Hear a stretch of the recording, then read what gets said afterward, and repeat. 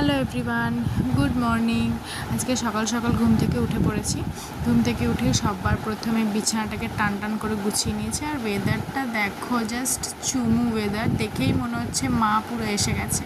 আর just কটা দিন বাকি। তারপরে দেখো, আগের দিনকে যে দেরি করে ঘুমিয়েছিলাম, তো পরের দিনকে তাড়াতাড়ি করে আগে উঠে ফ্রেশ হয়ে আগে স্নান করে নিয়েছি। স্নান টান করেই চলে এসেছি রান্নাঘরে। তো আজকে রান্না হবে বাটা মাছের ঝাল। তো বাবা সকাল সকাল বাটা মাছ এনে দিয়েছে। এদিকে আমি ধুয়ে নুন হলুদ মাখিয়ে দিয়ে এদিকে পটল ভেজে নিচ্ছি, কাঁকরোল ভেজে নিচ্ছি। বাড়িতে মায়ের জ্বর, যে কারণে মায়ের মুখের কোনো টেস্ট নেই, তো তাই জন্য তারই মুখরোচক রান্না আমি করার চেষ্টা করেছি। এদিকে ভাতটাও বসিয়ে দিয়েছি। আর এদিকে কাগজি লেবু কেটে রেখেছি। আমাদের এখানে তো এটাকে কাগজি লেবুই বলে, তোমরা কি বলো আমাকে কমেন্ট করে জানাবে। এদিকে আমি মাছের ঝালের জন্য মাছের গ্রেভিটা করে নিচ্ছি। আর এদিকে আলু সেদ্ধ দিয়েছিলাম, মা খাবে, তেল লঙ্কা করে ভালো করে মাখবো। মায়ের জন্য রেখেছি একটা ভাজা মাছ। এদিকে ভালো করে কষিয়ে মশলাটা থেকে তেল ছেড়ে দিলে জল দিয়ে দিয়েছি। জল দেওয়ার পর যে মাছটা ছাড়বো, সেটার ক্লিপিংস আর আমার নেওয়া হয়নি, তো সরি ফর দ্যাট। বিকেলবেলা খুব একটা আর্জেন্ট কাজের জন্য আমাকে যেতে হবে উলুবেড়িয়ে, তাই জন্য সন্ধেবেলা রাতের সমস্ত কাজ রান্নাবান্না করে কমপ্লিট করে রেখে দিয়ে আমি রেডি হয়ে যাচ্ছি। এখন যাব স্টেশনের দিকে, ওখান থেকে ট্রেন ধরে যাব উলুবেড়িয়া। তো আমার খিদে পাচ্ছিলো, বরকে বললাম কি খাবো, আমার ইচ্ছে করছে খাওয়ার। তো বললো চলো তোমাকে ফুচকা খাওয়াই।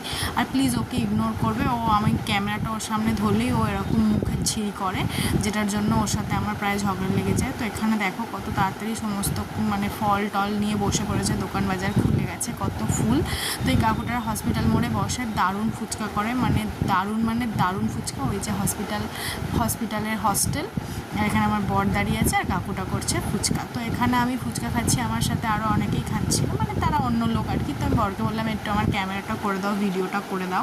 ফুচকাটা জাস্ট দারুণ করেছিল, কোনো কথা হবে না, আমার খুব ভালো লাগছিল। তারপরে ওর মধ্যে থেকেই কয়েকটা ফুচকা শুকনো, জল দিয়ে না, জল ছাড়া আমি আমার বরকেও খাইয়ে দিলাম। ফুচকাটা খাওয়ার পর একদম মুখটা পুরো ছেড়ে গেল। যেহেতু সন্ধ্যে ট্রেনে যাচ্ছিলাম, ওই কারণে অনেকটাই রাত হয়ে গেছিলো, রাত সন্ধে হয়ে গেছিলো আর কি, 6:30 মতো বাজছিলো। তো তারপরে এই ট্রেনটা চলে এলো। তো ট্রেনটা প্রায় ফাঁকাই ছিল। আমি উঠে একটা ঠিকঠাক জায়গা দেখে বসে পড়লাম। আর ওদিকে ওয়েদারটা কি সুন্দর লাগছে, আকাশটা। আর আমি এখানে পা তুলে বসে পড়েছি। ট্রেনটা ছেড়ে দিয়েছে, দেখো কি সুন্দর লাগছে, মেঘটা, আকাশটা সেরকম অন্ধকার অন্ধকার হয়ে আসছে, দারুণ লাগছে দেখতে। তো আমি এদিকে পা তুলে বসে পড়েছি। তারপর পাঁশকুড়া স্টেশনে গিয়ে কিছুক্ষণ দাঁড়ায় ট্রেনটা।